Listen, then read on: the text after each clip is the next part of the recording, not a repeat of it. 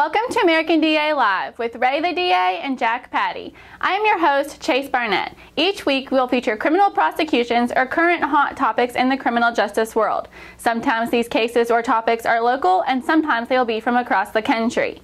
This week on American DA Live, Ray had guest Eddie Montgomery from the 28th Judicial Circuit on the show to discuss a case from 2002. The 28th Judicial Circuit includes Lincoln, Rockcastle, and Pulaski counties.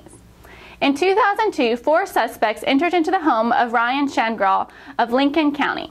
Bo Upton, Tabitha Wilder, and Tara Strunk were also in the residence. The 4 suspects began demanding money and drugs as they heard that Shangraw was a local drug dealer. When Shangraw stood up to get the drugs out of the back of his home, one of the 4 suspects fired a shot, striking and killing Shangraw. The other 3 people in the residence were also shot. Bo Upton was killed and the 2 girls were wounded. The 4 suspects then left the residence, disposing of their guns as they sped away. The case went cold and remained unsolved until 2006 when a 23-year-old by the name of Jamarkos Campbell was arrested on an unrelated matter. Police collected DNA evidence from Campbell and through the DNA database matched his DNA to that was found at the scene back in 2002. Campbell quickly gave up the other 3 suspects and arrests were made. Although Campbell was 23 at the time, because he was 17 at the time of the murder, he had to go through the juvenile court system before he could be formally charged. Campbell was the first of his co-defendants to go to trial in May of 2009.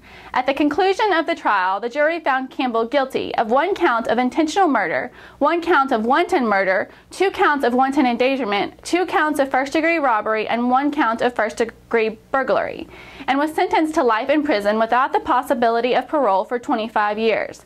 The other 3 co-defendants pled guilty following the verdict. The case was appealed, but the Supreme Court upheld Campbell's sentence. If you would like to listen to the entire episode from this week, you can click the link below. Again, I am your host, Chase Barnett, and I will see you all next week.